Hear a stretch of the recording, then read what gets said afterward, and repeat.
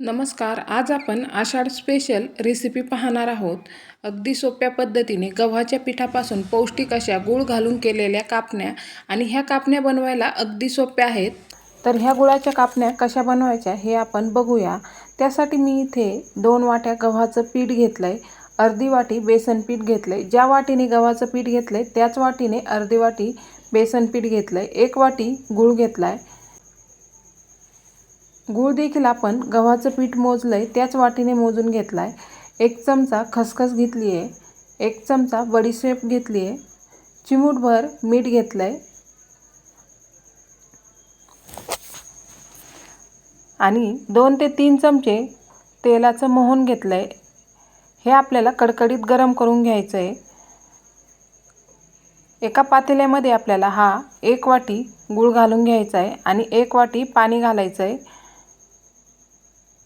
इथे आपल्याला गूळ पाण्यामध्ये पूर्णपणे वितळवून घ्यायचा आहे. पाक करायचा नाही आहे.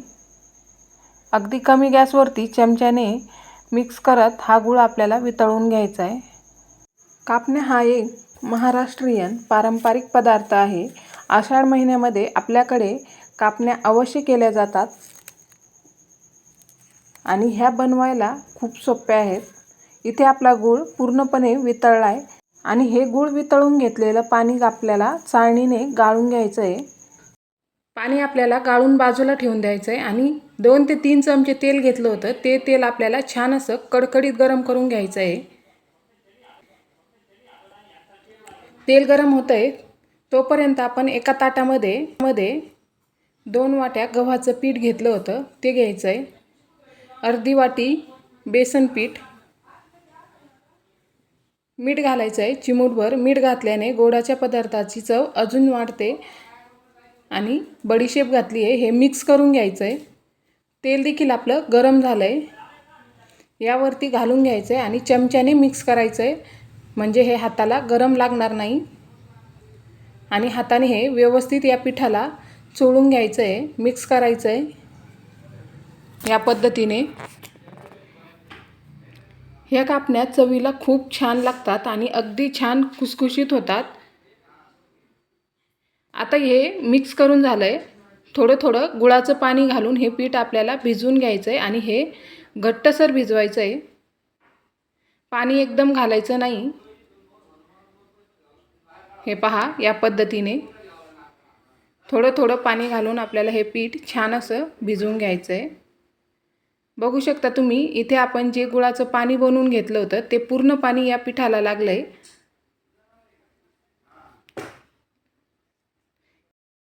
हे पहा इथे आपलं पीठ छान असं मळून झालंय.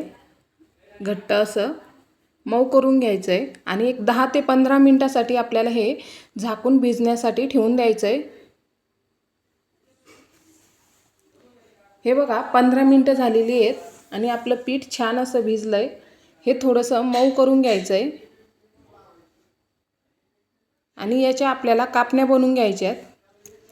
एक गोळा करून घ्यायचा आहे आणि पोळपाटावर लाटून घ्यायचं आहे आणि आपल्याला हे लाटताना पीठ लावायची गरज पडत नाही. या पद्धतीने आपण हे लाटून घेणार आहोत.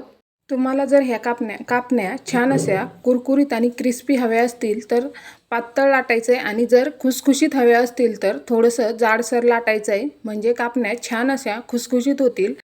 आणि आपल्याकडे आषाढ महिन्यामध्ये महाराष्ट्रामध्ये पारंपरिक पद्धतीने ह्या कापण्या बनवल्या जातात. चवीला खूप छान लागतात. हे बघा या पद्धतीने मी लाटून घेतलंय. जास्त जाडही नाही आणि जास्त पातळही नाही. यावरती थोडीशी खसखस घालून घ्यायची आणि लाटणं फिरून घ्यायचं आहे.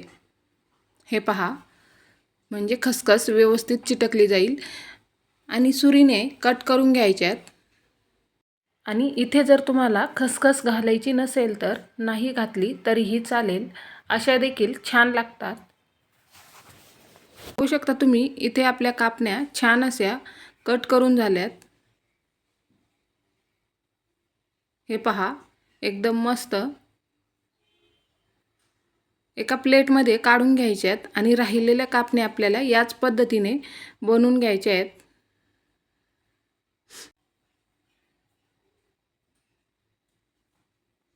हे बघा, मी इथे दुसरे देखील लाटून घेतलं आहे आणि हे देखील कट करून घेणार आहे. आणि मी गॅसवरती तेल तापण्यासाठी ठेवलं आहे. तेल आपल्याला जास्त कडकडीत तापवायचं नाही आहे. हे बघा, या पद्धतीने तेल तापलेलं पाहिजे. तेल जर जास्त कडकडीत तापवलं तर कापण्या आतून कच्च्या राहतील आणि वरतून जळतील. आपल्याला कापण्या तेलामध्ये सोडून तळून घ्यायच्या आहेत. हे पहा, या पद्धतीने. तुम्ही जर माझ्या चॅनलवर नवीन असाल तर चॅनलला नक्की सबस्क्राईब करा, म्हणजे माझ्या येणाऱ्या प्रत्येक रेसिपीचे नोटिफिकेशन तुम्हाला मिळेल. हे पहा, इथे आपल्या कापण्या किती छान झाल्या आहेत, ते एकदम मस्त आणि रंग पण खूप छान आला आहे. काढून घ्यायचे आहेत आणि राहिलेले कापण्या आपल्याला याच पद्धतीने तळून घ्यायचे आहेत. तुम्ही पहिल्यांदा जरी बनवत असाल तरी बिघडणार नाहीत, इतक्या सोप्या आहेत या कापण्या बनवायला. मी इथे राहिलेल्या सगळ्या कापण्या तळून घेतल्यात. हे पहा, अगदी छान खुसखुशीत झाल्यात. तुम्हाला माझी ही आजची रेसिपी आवडली असेल तर लाईक, शेअर आणि सबस्क्राईब नक्की करा. धन्यवाद.